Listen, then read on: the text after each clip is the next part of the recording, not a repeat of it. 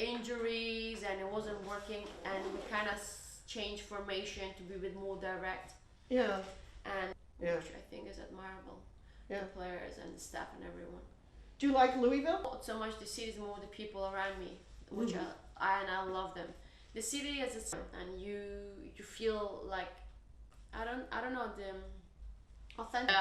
When I got injured just before we played LA, and play with heart.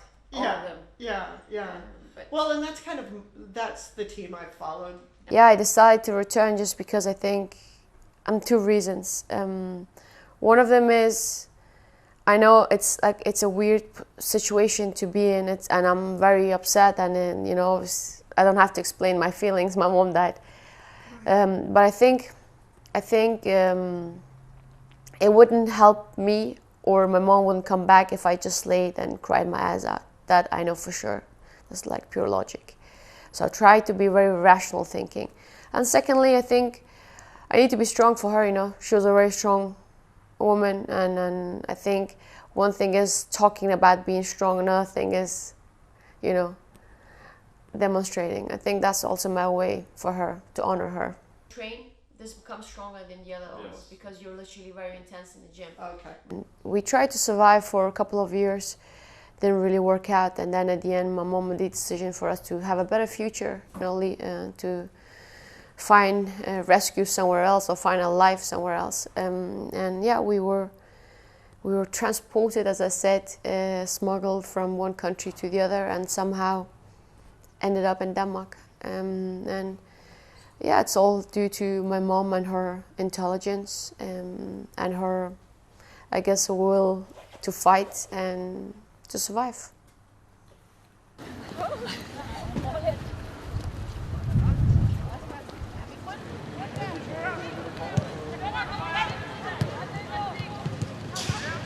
The first time I really got in touch or saw football was in a refugee camp in Denmark, and this is when I try to explain it.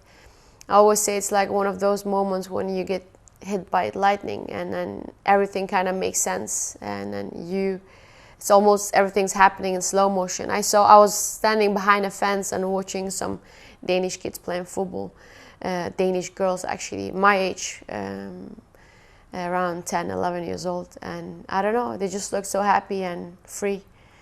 And at that moment, I guess, I wanted to be on that field and feel what they were feeling. And I have this thing in me, I guess the fire or obsession. I get obsessed with things that I really need to, achieve, or the goals I set myself.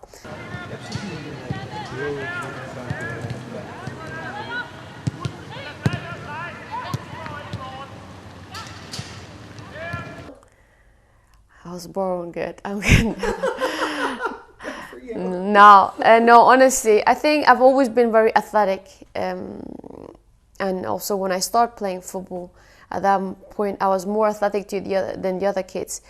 But the technical part came later on, because I said I was obsessed, and I used to watch videos or watch on TV, your idols, Ronaldo, Nazario, even Zlatan, Beckham, and you used to see something and you used to just go outside for hours. I could be outside from literally 1 to 12, try to figure out how to do something. And then that also, the more you train, the easier things become, in general, with everything. With football, you can always learn. You're never perfect. There's not going to be a moment you say, oh, I've learned everything, because you can always improve something.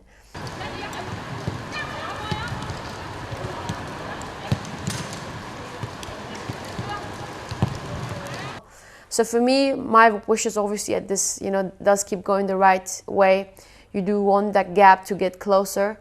You do want more kids around the world to have, girls have the access for the game, because it is a beautiful game, and it's not only makes you happy playing, but also it's like a great tool to educate. And it's a tool to, change your life. And I wanted to, every girl around the corner, every corner of the world to have it.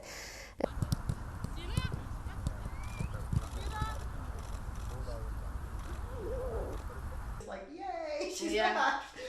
Exactly. Yeah, I actually, but that was during the Euros. I was in the Euros with the Yes, national that's team, right. but I wasn't in 100%